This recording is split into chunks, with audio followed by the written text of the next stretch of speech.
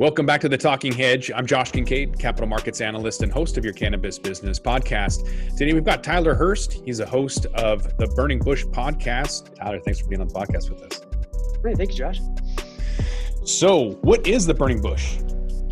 The Burning Bush is a podcast I started in summer of 2016 to chronicle my recovery from using 17 different psych meds over 16 years to using nothing.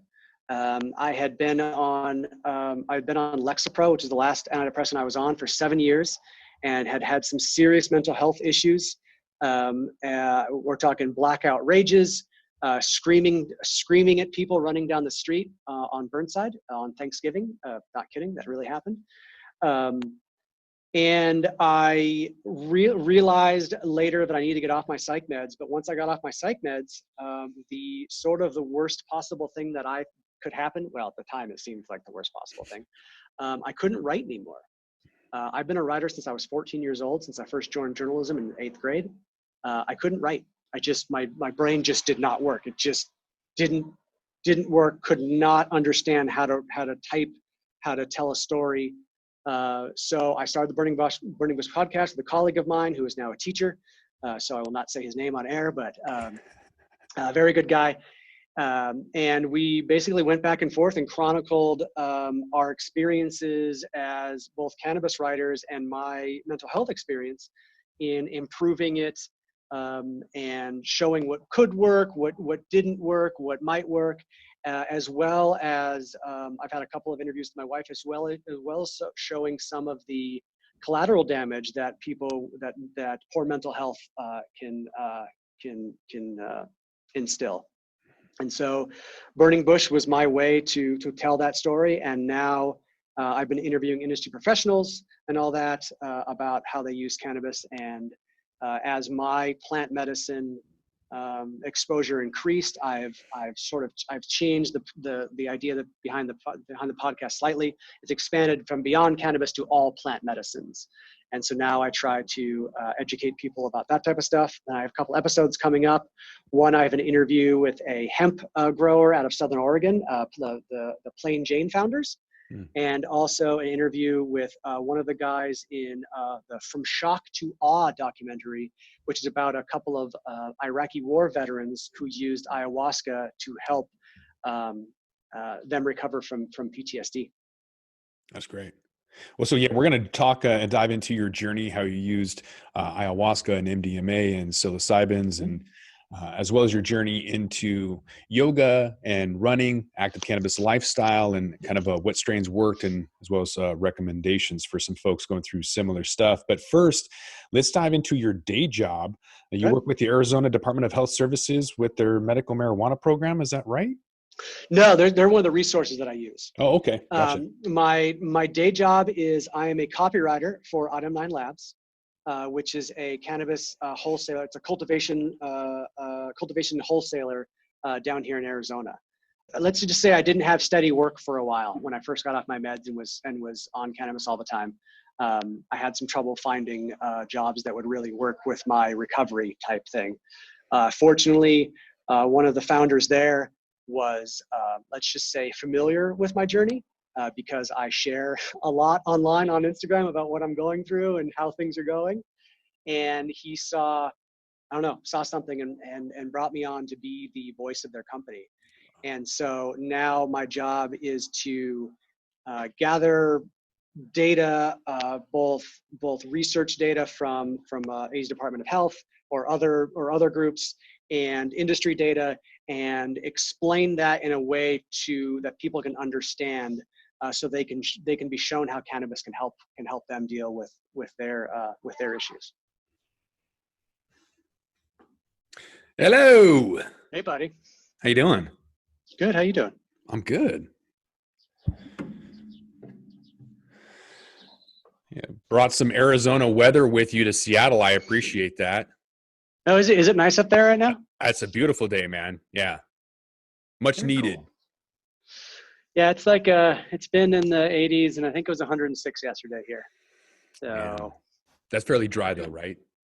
Oh, it's super dry. It's not as it doesn't feel like in Seattle, I can go outside until about the mid 90s, and then I start to just drop.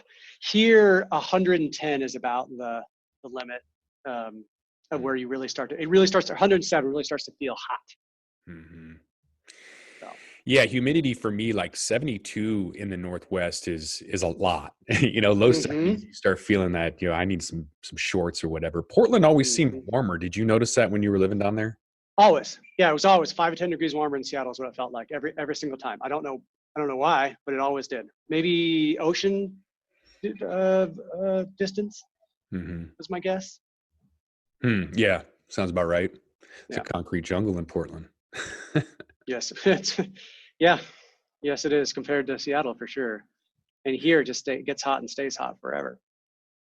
So catch me up to speed over the last couple of years. I remember we were dabbing out at the Northwest Cannabis Club when I first got that Evo inhaler from Sebo Shin down in San Francisco. Sent one up when I was trying to launch the Seattle Superconduct Cafe before the felony in Washington. So we were dabbing in Portland. Catch me up to speed. Let's see. Let's be honest. I had a mental breakdown. Now, have you been pretty vocal about that? I mean, your podcast is about cannabis and mental health. Yeah.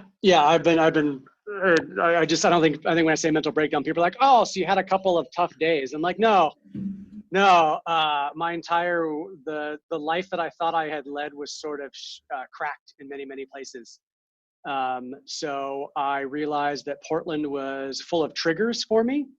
And so I turned to cannabis full time, and then got off my psych med that I've been using for about 16 years, which were one of the main reasons behind the breakdown, because I was on Lexapro, which after a couple of years starts to really get to you.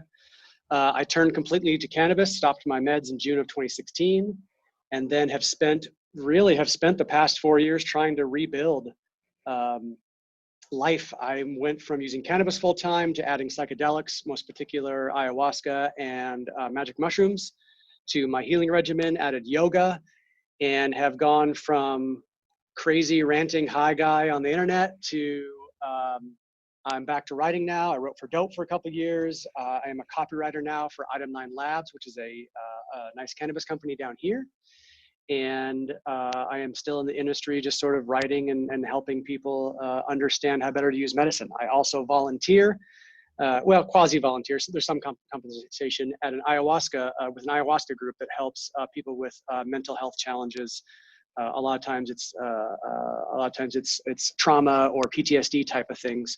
I help them sort of break through, and using all plant medicines. And so it's been fascinating. And cannabis was a gateway to more substances, but it was a gateway to health and wellness instead of heroin and meth or some harder drugs that would have destroyed my life. So yeah, it opened me up, and I gotta say, I am a whole different person now, and it's hard to describe like how much that is, but just I talk differently, I speak differently, I act differently. It's been fantastic. So, did you ever know Allison Drayson from the Ames Institute when you were in Seattle? I know that name, but I never met Allison. Okay, because she's been heavily involved with psychedelics as a use for mental health, PTSD, and depression, and just whatever, getting out of a funk. A mutual friend of ours had given me some psilocybin, some magic mushrooms, low dose, microdose. Yep. And I didn't really know what to think of it. I have done mushrooms, but I always did an eighth at a time. And it was a crazy trip, where posters are talking to you. Whoa. So when I did a microdose of mushrooms, I realized it was kind of like coffee. Like I was like, I got to go do a podcast. I've got to go, get this done and that done. And it's really focused, but you don't have like that caffeine withdrawal or the tiredness afterwards. I did feel dehydrated more than normal, but I found it very interesting. What's been your experience with psychedelics? How'd you start? I started with, I had ecstasy back in college. So I don't know if ecstasy is sort of is a lot of times used in different healing things, but I had ecstasy back in college in a non-healing thing. I took it to go to a club, and it was amazing. Yeah. What happened was really is I moved here in 2017, in January 2017, and things didn't get any better for a while, even though I was still using cannabis and I was still doing yoga. I was still argumentative. And so my wife basically said, you have to get better now. I was like, oh, shit. So I had heard of ayahuasca, and a war photographer had talked about using ayahuasca because he said he had never been in battle, but he had seen the aftermath of battle. And so he goes, I couldn't get the pictures of all the bodies out of my head. And he goes, it was hard to talk about because I hadn't actually been traumatized. He's like, I wasn't shot at or beat up or anything like that. He goes, but I saw all this other stuff. And he goes, I couldn't get out of it.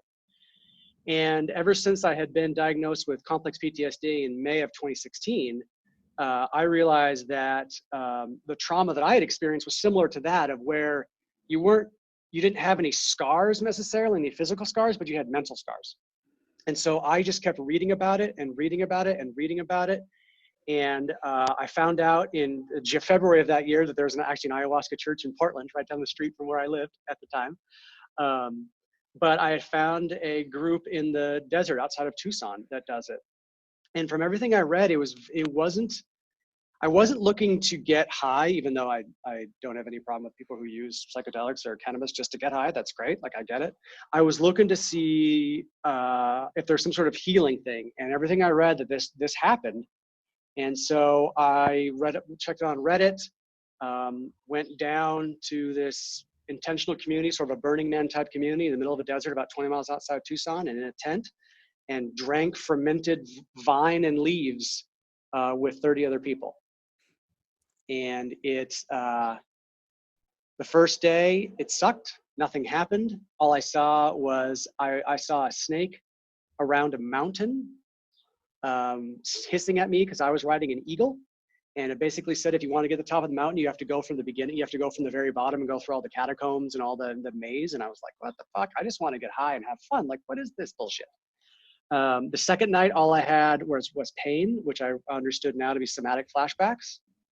And then I went home and everything was different after that. I started to see the world as it really was. I started to see myself as I truly am. And then I went back a couple days later on the next Saturday, and I had a breakthrough that I could only describe as a religious experience. That's the closest thing I can think of as a religious experience, an awakening to a world beyond who we think we are, but also that we're actually part of all of that. And after I had sat with ayahuasca, I had used cannabis every single day from, I don't know, early 2016.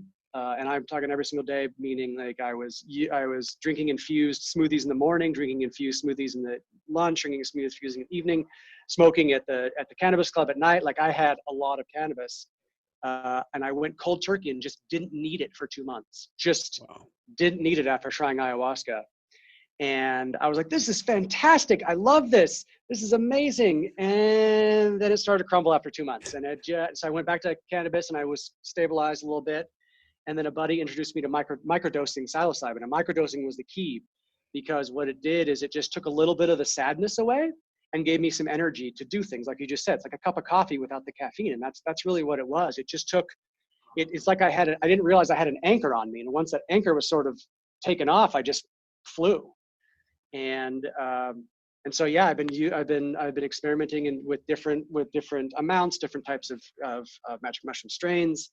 And I became a sort of a helper facilitator for ayahuasca groups down here in Tucson, I'm in Phoenix. And yeah, now I consider plant medicines as sort of a holistic approach to feeling better. It's been awesome. So there's been a lot of interest in psychedelics. There's been a couple of companies that have gone public, I think in Canada, maybe in the OTC markets in the US. And there's been an acquisition recently too, where a cannabis company acquired a psychedelic company. So you have people that are involved, a guy from Shark Tank, Kevin O'Leary, and some other folks. What have you found from all of your your trials over the last 3 or 4 years, what works? Is it the MDMA, or is it, the microdosing, or was it the ayahuasca? Like what's a good regimen? They all work for different things. MDMA is best for couples counseling.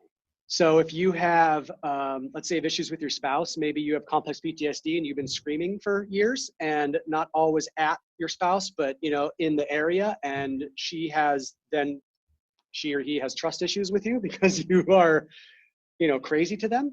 MDMA it does a great job of facilitating conversations between people.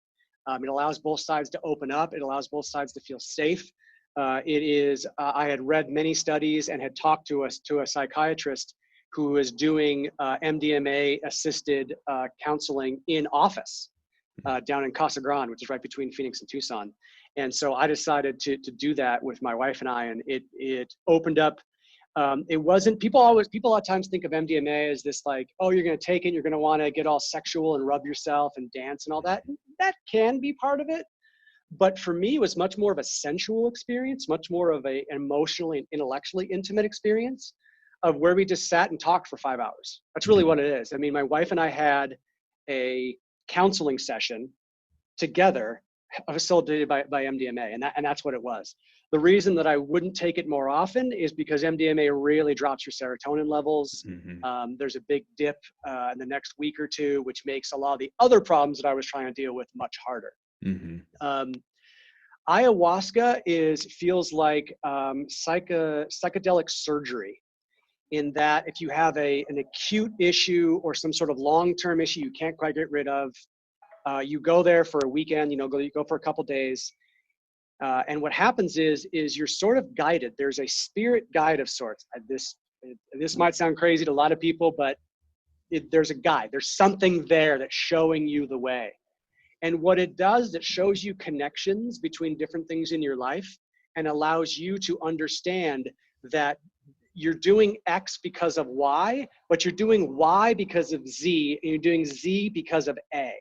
And understanding all those connections, usually they're throughout time. And for me, they're always throughout time. It's like, oh, well, I'm mad about this. I also reacted like this when I was 20.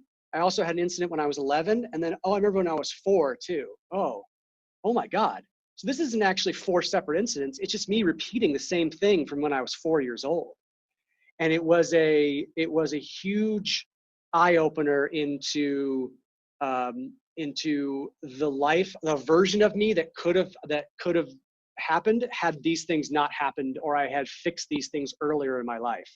And so basically said, if these things hadn't have happened, or had you dealt with them, you'd be able to do this now. And I was like, oh, okay, that's cool. So I just had to figure out how to react to that. For mushrooms, for me, they work best as a soft reset. So if ayahuasca is an inpatient surgery, we are going under anesthetic. Psilocybin or magic mushrooms is more of an outpatient surgery where you have maybe a local and then you're out in that day. You can't go as deep, you can't do as much, but you can get some of the same experience. And then the microdoses allow you to integrate what you've learned from the deeper dives, in that, if you need to get up every day and do yoga or do meditation or something, healthy to sort of focus your mind, the psilocybin makes it a little bit easier to do that. It helps you overcome some of the years of learned resistance you have to those type of things. So they all are used quite differently for me, and I like that I'm able to sort of space all them out that way. Mm-hmm. You've done a lot of research too and experiments on yourself with cannabis, as I kind of pivot to your other role. Even going back to 2016, you were kind of one of the first people I knew that were actively using cannabis for a lifestyle, an active cannabis lifestyle. You were running, you were exercising, you were doing yoga and cannabis, different strains, you were documenting and writing about it, compiling all of that. What have you found? What worked, and what would you recommend? The key here for anyone who wants to do this is you have to have access to tested cannabis. If you don't have cannabis with test results, it won't work, because if you don't know exactly, or not exactly, but if you don't know, if you're not pretty sure the top 3 terpenes, top 3 cannabinoids you're interacting with, you can't, the notes you take aren't going to matter at all. So that was key.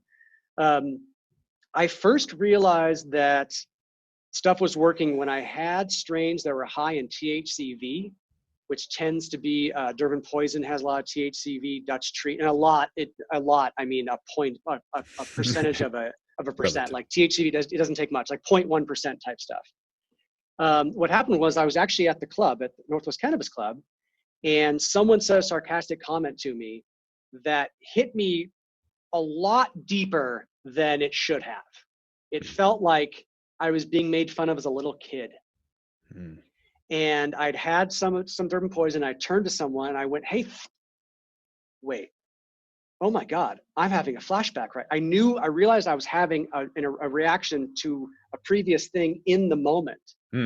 And had finally figured out and then went to research, and THCV helps people with PTSD stay in their bodies during flashbacks. So you still have a lot of the images and a lot of the feelings, but you don't actually get transported back to that time where you'll lash out and freak out. And that was that was a huge key.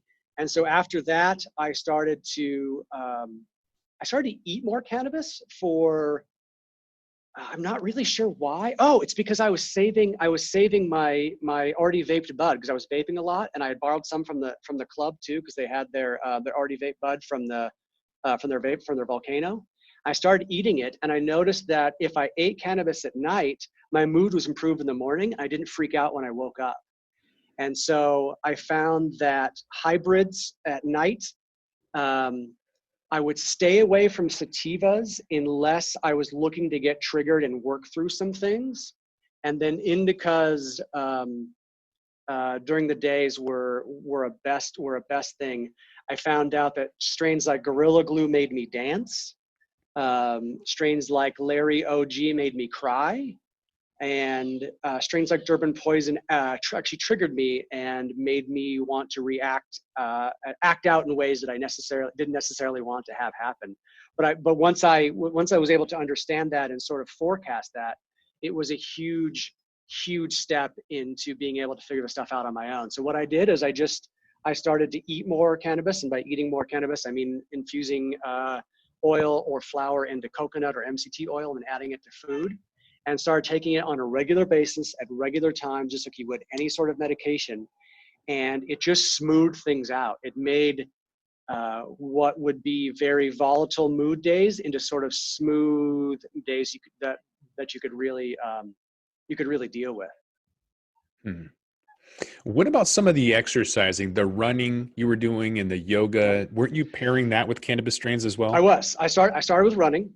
The running thing I figured out because I was trying to figure out that I had read somewhere about runner's highs, and I had read that that long distance runners were using cannabis during runs, and I was like, why would you smoke? And they were smoking joints like in the middle of runs, and I was still in this weird place because I grew up as an undiagnosed celiac.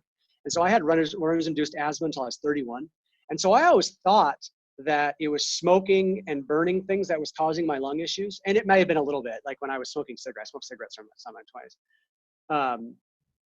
But after a while, I realized it wasn't. And so I read that they were using cannabis on runs. And I was a runner. Turns out I was self-medicating via running because running was making me feel better. And I read somewhere, I don't know where it was, they said something about the runner's high, the chemicals in a runner high is the same as the chemicals in a cannabis high. I was like, oh, that's an interesting thing to think about. How would I test that? Okay, great, let's test it. So I'd run enough that I knew that I got my runner's high about 40 minutes in, between 40 and 45 minutes in, depending on the day and how far I was running. So I decided, I don't feel that great. Let's try and dab before I go out running. Let's see what happens. And so I would take some Agent Orange, and I would dab it in my Dr. Dabber and go out running. And I realized after about 3 days of this, it was really quick, that the high that I got in the beginning was the exact same high that I got at 40 minutes in. And so what I was doing is I was basically making it more fun for my body to work out by getting high early. I was just bringing in the runner's high earlier. And so I experimented a little bit further with that and thought, well, I wonder if eating cannabis can do something with that, because I know eating is better for me. So I would dab a little bit, I would eat a little bit and dab a little bit. And if I timed it right, I would have a runner's high when I ran out the door. So that makes that first mile a lot easier, because I know that any runner knows the first mile is one of the toughest, because getting warmed up and getting out of the house and sort of breaking into that sweat and all that, it's the toughest. If you get past the first mile, it's much, much easier. So I would dab and I would feel fantastic for the next 30, 40 minutes. And then a runner's high would kick in. I would also feel fantastic. And then the edibles would kick in about 60 to 90 minutes. So right after I finished or right in the middle of long runs, and I would keep on feeling fantastic. And what happens is my anxiety was the point of where it hurt my stomach and I would have to use the restroom a lot. And the days that they used more cannabis before I ran, the less likely I would have to stop in a restroom. And in Portland, thankfully, had restrooms everywhere, but they're not always the cleanest. And so the more I would use cannabis for running, the less likely I would have to stop in a restroom on my way. And it made just the running experience a lot of fun. When I came back to Arizona, there were a group of ladies called the Medicaid Mavens offering infused yoga. Essentially, we were in somebody's backyard up in North Phoenix. Oh, dope. Everyone had a joint. There was a volcano with bag passed around. One guy brought a bag and an extension cord. And so we were passing that around a little bit before class. And so we would just do yoga. And I was like, wow, this is really similar to running, except I'm not having to hurt my joints and all that type of stuff. And I did the yoga. I did yoga a couple times. And then my local yoga studio offered $100 for 100 days. And so I started going in the mornings, and I would take my dad before yoga class and go into yoga. And I would be able to work through feelings that came up during my experience. And so what happened is if you read The Body Keeps the Score, there's a lot of literature that says that trauma is stored in our bodies. Like, we remember trauma based on where we feel it in our bodies. And so as I was stretching and doing my downward dogs and all my different yoga poses, is I had remembered traumatic experiences throughout my life that I could then breathe through and tell myself I was safe. And it just opened up a whole bevy of healing options. So essentially it was, because I had trouble meditating, because every time I sat alone with my thoughts, I'd freak out, like anyone with trauma usually does. And so I realized, oh my God, running was my meditation. I was meditating while I was running. I was zoning out and doing that. Yoga can do that too. And so I turned more to yoga, and that's only because my hip started to go, because I'm not old, but I was 30 something years old, and I hadn't been doing enough weight training to really keep it up. My body started to break down. And so I was like, oh crap, if I can't run as much, then I definitely want to keep up being active. So I switched more to yoga. And then I started incorporating magic mushrooms into yoga as well, and noticed that I could pinpoint exact things. There was one time I remember I was doing some shoulder stretch, and I was like, oh man, that hurts. I wonder why this hurts so much. And immediately I was flashed back to a time when I was 13 years old, or 13 or 14. I was playing Little League, and I was throwing the ball, and I hadn't warmed up, and I threw a ball from the outfield, and something in my shoulder snapped. I never thought about that because it didn't hurt. It just sort of something tore partially. And I'd realized that what happened is my body had healed from that, but it never really fixed the area. And it was this sort of fascinating thing about all these things I was reacting to may not have been in the moment. I was reacting to things that had happened before, and it all sort of built up in the moment.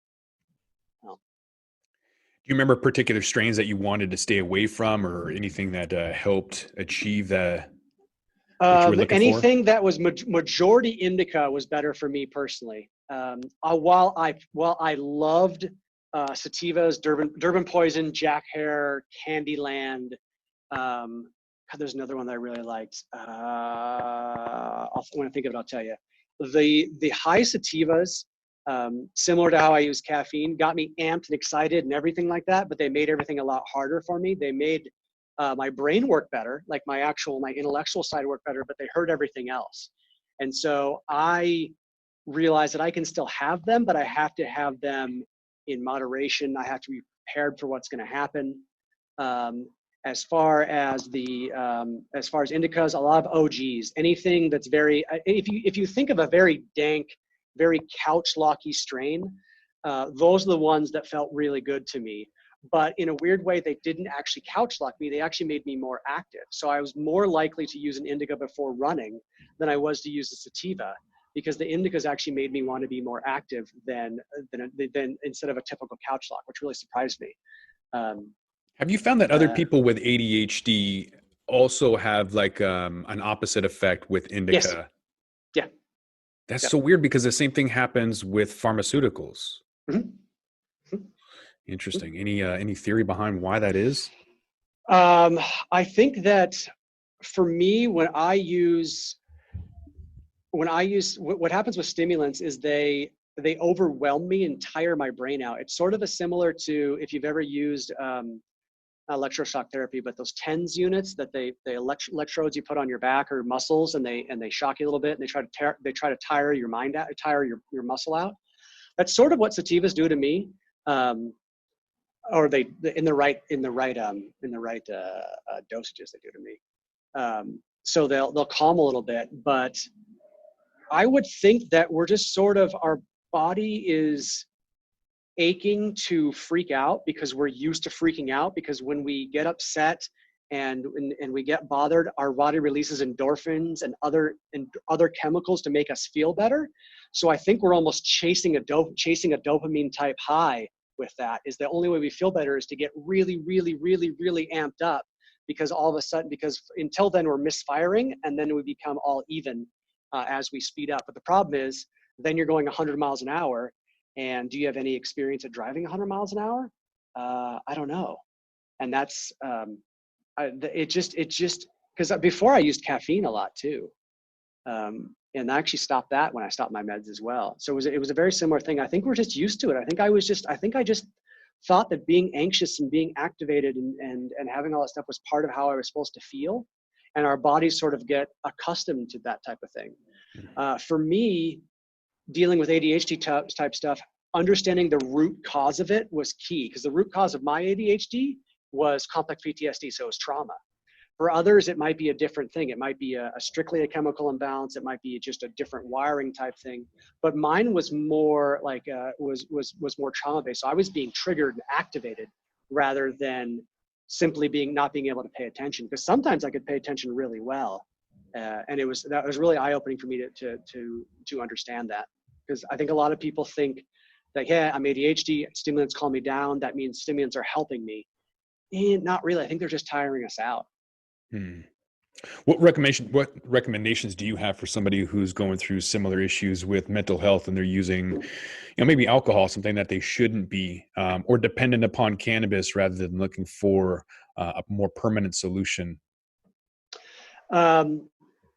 Cannabis is a tough one, because I was dependent on cannabis. I mean, that's what I turned to. I basically was dependent. I went from taking pills to being dependent on cannabis, and that's why I turned to psychedelics. You have to turn to something that's strong enough to break whatever's going on. Whether that means you meet with someone, a naturopath, a doctor who can prescribe you a certain cannabis regimen, or you find psychedelics to break you out of it. I know that one of the biggest problems I see with a lot of people in the industry right now, and a lot of patients that I talk to, is they are smoking distillate, right? They are using pens.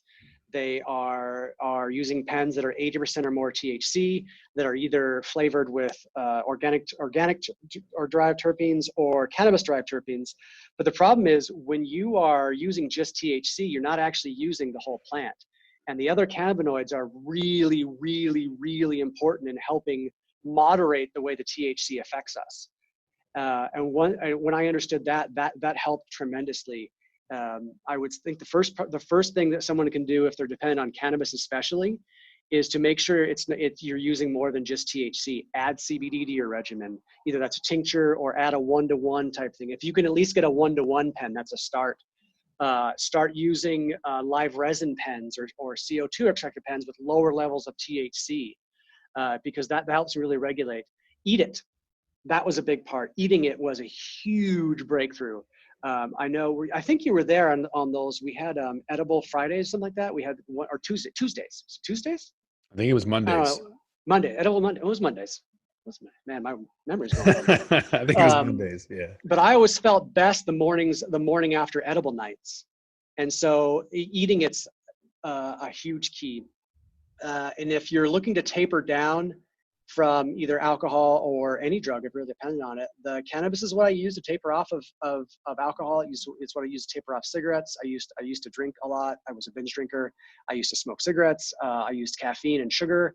But cannabis is what I use, and it was only because I was able to eat it and I was able to get balanced full spectrum options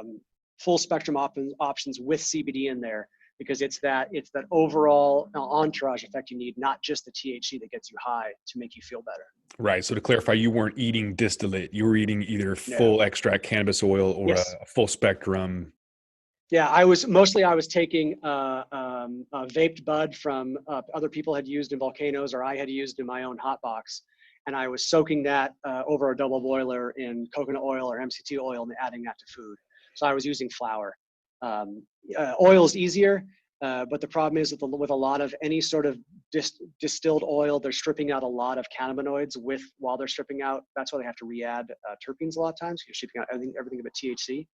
So I would recommend getting flour and then making your own sort of mixture from there.